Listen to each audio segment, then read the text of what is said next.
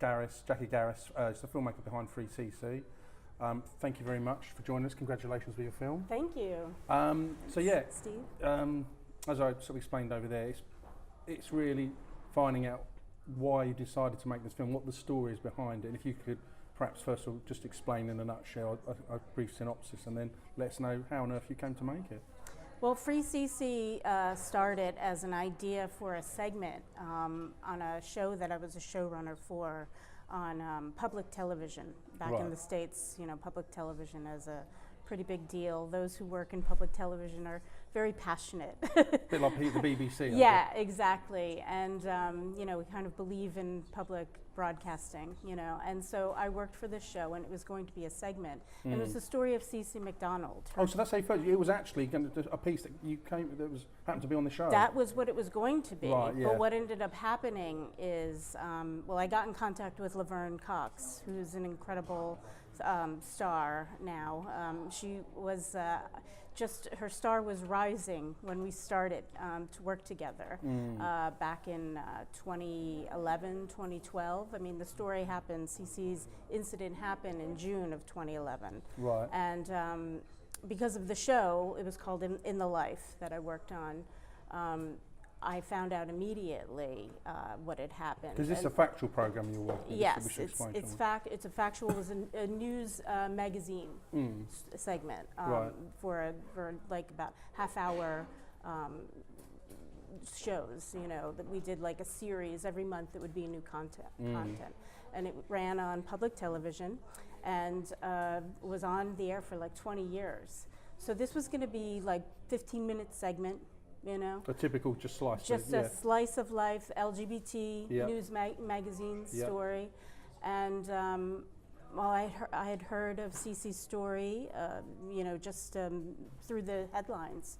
It wasn't really covered so much by the mainstream, but it did come through with the LGBT press in the States. Right. And so, because of that, I was aware of it because the show that I did was an LGBT news magazine, and I wanted to do a segment on it. And so when I met with Laverne Cox, she told me immediately she wanted to further explore CeCe McDonald's story and her case and what it meant in terms of the transgender community, and specifically trans women of color and the violence that affects them.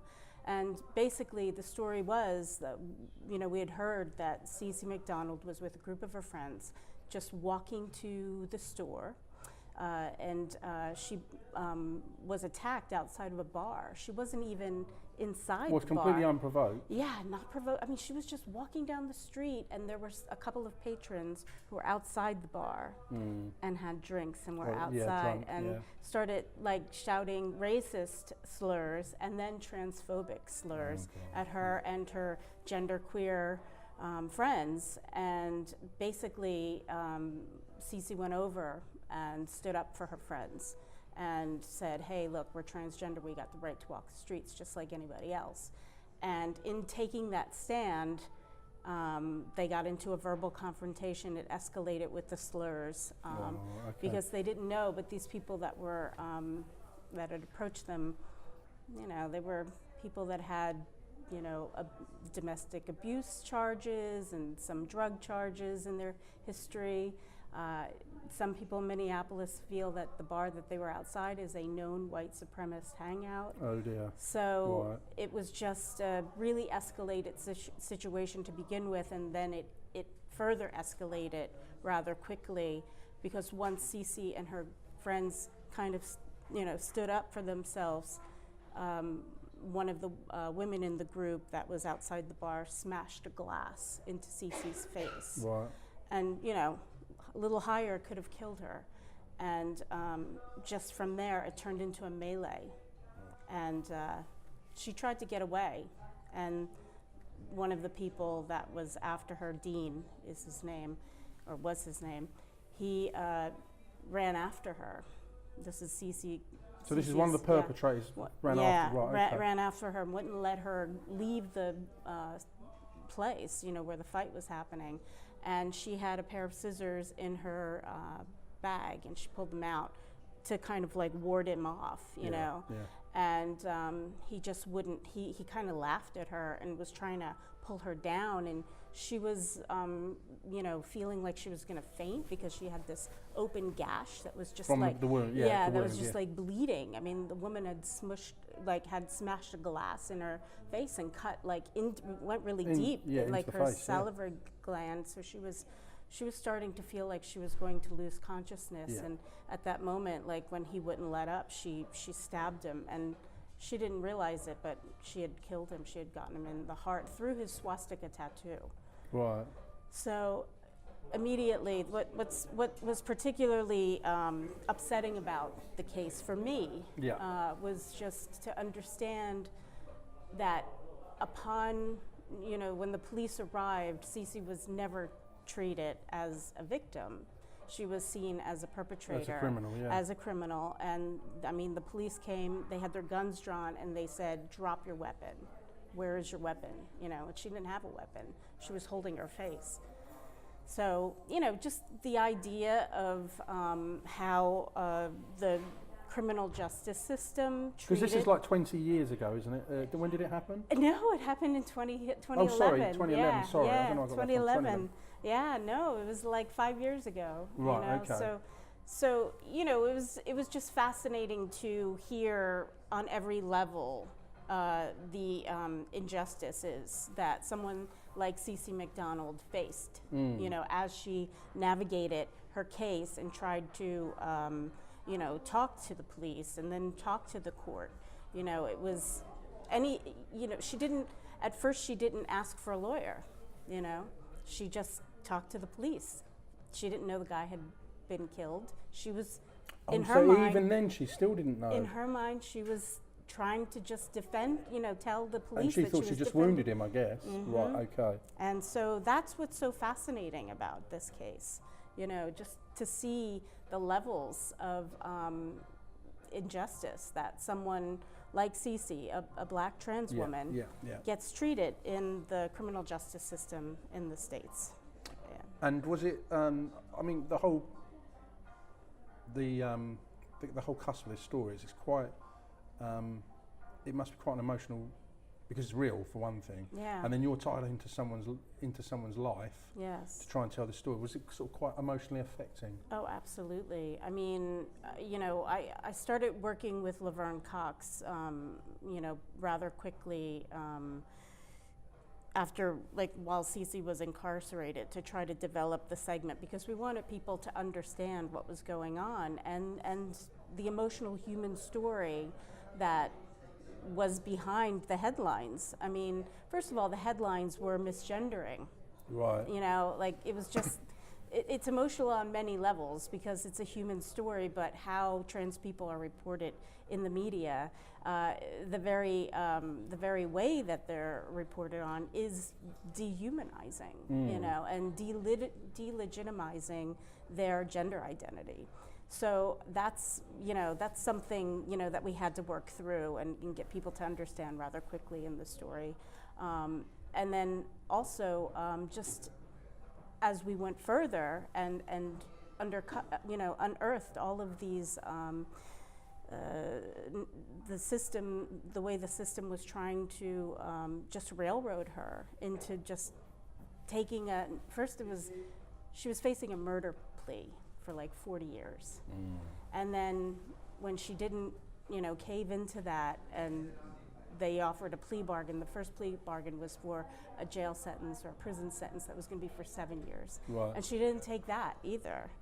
And then all the while, she did have a support committee, which made all the difference in the world, because she had this community of people in Minnesota who wanted to educate the public as to what she was going through. Because let's be honest, 7 years, I mean, God, I wouldn't want to do 7 hours in the prison. Right. Well, but a lot of people I can see would have taken that, because you probably only end up doing 3.5. That's not to in any way, shape or form say that to I don't know, soften this, because it's it's a really serious thing. But I can see how other people might have taken that. You see. Yeah. Well, she thought about it and she discussed it with her lawyers, and they decided not to go for that. And then what ended up happening is that the county attorney's office came back after she declined that plea bargain and added an additional murder charge. Yeah. And that was the intent. Yeah. So it was like another 40 years with a murder sentence, right? So it was very clear that they wanted her to go away for a very long time. And were it not for this support committee who was really getting the word out about what was happening to her, things might have gone a different way. The support committee was instrumental in helping and changing that plea. Eventually, it came down to a manslaughter case, and the sentence was for 41 months. But many people were unhappy because they didn't feel, like you said, she didn't want to have to do a day, well, let alone absolutely.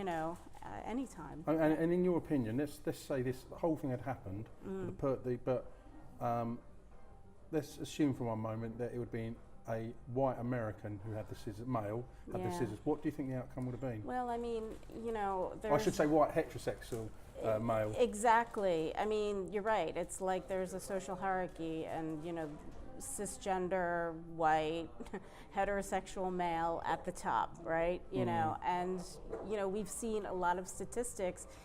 You can't argue with the statistics are certainly skewed towards white men, when you come down to a self-defense claim. Yes. Especially white men who have guns, unfortunately, in our country, in the United States. And so it was, knowing that, and still you have to go through the criminal justice system, you have to navigate it. You have to understand that, she had a team of people working with her, but, there wasn't really, it wasn't a team of people of color, so like I said, it really was that support committee and the media attention that made all the difference in the case. And, even in the film, the prosecutor denies that.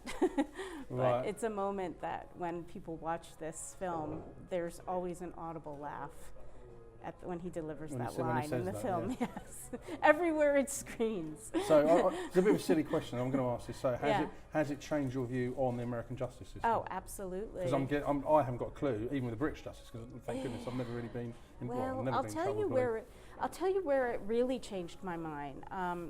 Because these people that made up or comprised the support committee in Minneapolis, where this case happened, they're people who are prison abolitionists, and they don't believe in prison at all. They want to abolish the prison system. They're not for reform. They believe that reform only grows the prison industrial complex that we have in the United States. That's an interesting point of view. And I have to tell you, I listened to them while making this film, and it was eye-opening, and I learned a lot. I'm now really fascinated by prison abolitionists and people who believe in that. There's a film there. Oh, there's totally a film there, and I think that's where my next film's going to be. I want to talk to people who can see this happening in the United States, because right now, especially with what's happened with the election, it just seems. I knew it was going to happen. Yeah, I just knew it. Well, it just seems like for people who are envisioning something like prison abolition to be happening, with something as vast and systematic as the prison industrial complex that we have in the United States, and the money, that's associated with. I can't. It was like I couldn't imagine this happening. But when you think of it on a human level, how many people we incarcerate, it's something like 2.5 million. Yeah, I know, it's incredible. I know that it's absolutely overrun. But then it's the same in Britain as well.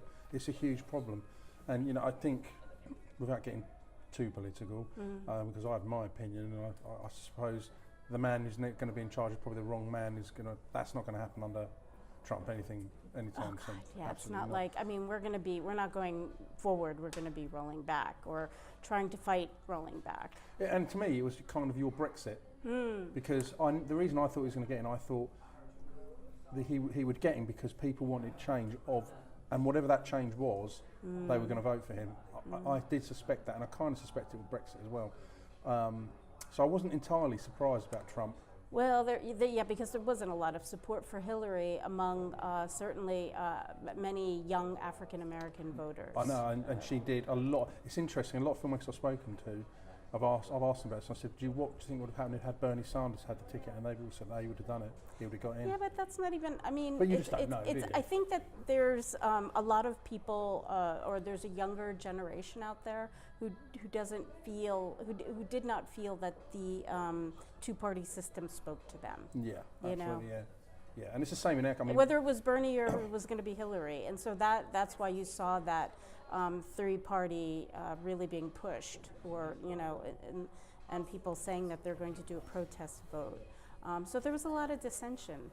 Yeah, it's the same with Brexit, really. Yeah, and unfortunately now we have a Trump presidency coming in January, I think. Isn't it? Yeah. So unless we can stop it. Yeah, well, there is a few states. There are people that have a lot of hope. And there's a few states that they're now challenging, aren't they? I mean, it's kind of like, even the way that I think about, challenging something like the prison industrial complex, you still have to try, right? You still have to think about it. You still have to imagine what that would mean, right? You still have to do the work. And this film is, Free CeCe is a call to action to those people who want to do that kind of work. And what was the best part about it? I mean, what stands head and shoulders when you look back at making this film? Is there one thing you think, I'm really glad of this happened or that happened? I would say absolutely collaborating with Laverne Cox was phenomenal. Right. She's an incredibly gracious, incredibly humble and smart, and just a beautiful producer to work with. She was a dream. And certainly getting to know CeCe McDonald and hearing her story firsthand, and doing my best to lift up and raise her voice to a mass audience is. Because it's about an hour and a half, I think, the film, isn't it? Yeah. Because I'd imagine. It's about 87 minutes. Yeah, I'd imagine it's a kind of story where it must be devilishly difficult to cut anyway, because there's so much you want to put in there. It was, and certainly when we're trying, we wanted to educate people. Yeah. We really wanted people to, first of all, see CeCe as a human being, and see her as a black woman, and black women do not get, representation that often, unfortunately in our mainstream media. It's starting to change a little bit, and, I hope it changes even more. But then again, when you look at the political climate in America right now, it's, it's disheartening. It's challenging. But we can't be disheartened. We have to keep making progress and telling her stories. And I, in a way, I made this film hoping that it would inspire black women, young black women, and as well as transgender individuals to tell their own stories. And when they see injustice, to make a film about it and raise awareness. Could it be? I'm sure lots of people, or some people may have said to you, well, you need it to be 56 minutes to be broadcasted. But the problem is, then of course, it's cutting stuff out that's very, very difficult. I don't know if that's something you've thought about. It's not. It's not something that I would say no to. It's just the way that the film is screening now in film festivals. It is a feature-length film. Yes. If public television, which often is the medium that would ask for an hour-long version, if they were to ask for an hour-long version, I would consider it. You know. I don't know if I'd be able to cut it. That's but the problem, isn't I'd it? have to send it out to someone who could, help me do that. But, I feel like, I think it's worth spending the time with the film, and going through what it's trying to teach, and the window on someone's life that you don't necessarily get to hear from and see that often. I think it's worth it. Best of luck. Thank you very much. Thank you so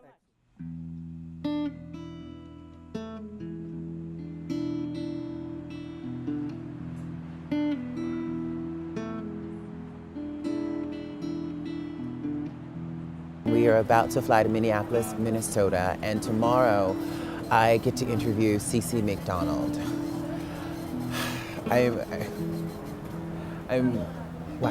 I'm really emotional about this project that we're about to embark on. I've been wanting to meet and talk to CeCe McDonald for over a year and a half. CeCe is just someone I've thought about really every day that I've showed up on set to film Orange is the New Black. This is an emergency. Yeah, well, we don't see it that way.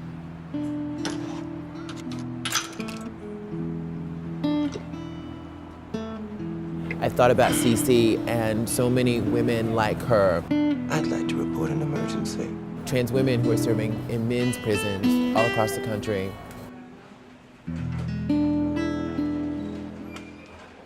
CeCe's case, to me, encapsulates so many of the harsh injustices that trans women of color face in this country. CeCe was just walking down the street with a group of her friends minding her own business. Something about that day just was like not sitting right with me. She was met with harassment.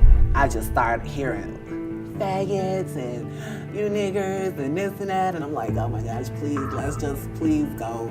And this story touches me so much because I have been CeCe. I have been walking down the street just minding my own business. People were like driving in the street, like hopping out of their cars and stuff and like challenging us. And so often when trans women are attacked in these situations, they don't survive.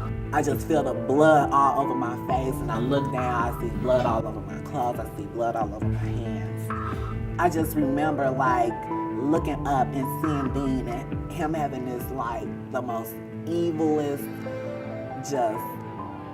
it was just so scary. And I'm walking backwards. I never once stopped. He's like, angry man, like jogging towards me, and I'm like, oh my gosh. But CeCe did survive, and her gift for survival is a prison sentence when she was just defending herself. 47-year-old Jean Schmitz was stabbed during a fight shortly after midnight.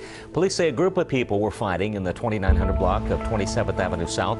When officers arrived, they found a man lying on the street with a stab wound. He died at the scene, and it sounds like maybe they've made an arrest already. Yeah, they have arrested 23-year-old Krishan McDonald. He now faces murder charges. They demonized me in the sense of words. They kind of just made it seem like I was on the rampage. I was just attacking people. Nobody was really trying to stand up for us. People were basically lying for these people, you know what I'm saying? Like, we were, you know, the angry black people who were, you know, looking to cause trouble. And CeCe was arrested on the spot and not allowed a self-defense claim by the district attorney. Black bodies, whether they're trans or not, are assumed to be criminal. I got a letter from CeCe in the mail. And that day I got a letter from CeCe, Ilan Nettles was pronounced dead in New York City. And Ilan Nettles 5 days earlier had been beaten into a coma in Harlem just for walking down the street like CeCe was, and like so many trans women just walk down the street as themselves. The letter I got from CeCe, she congratulated me on Orange is the New Black. And she talked about her desires to want to act when she was younger. And there was so much hope in that letter. And I thought, why me? Why do I get to be the one living my dreams when so many of my sisters don't? So this is a big deal for me.